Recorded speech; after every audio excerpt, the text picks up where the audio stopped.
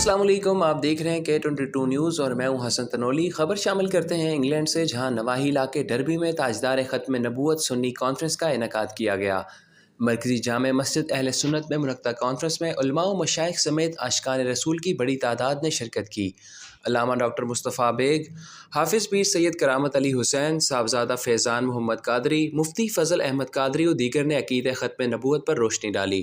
دوران خطاب حافظ پیر سید کرامت علی حسین شاہ کا کہنا تھا کہ اسلام امن و سلامتی کا دین ہے۔ اسلامی تعلیمات پر چل کر ہی دونوں جہانوں کی کامیابی حاصل کی جا سکتی ہے۔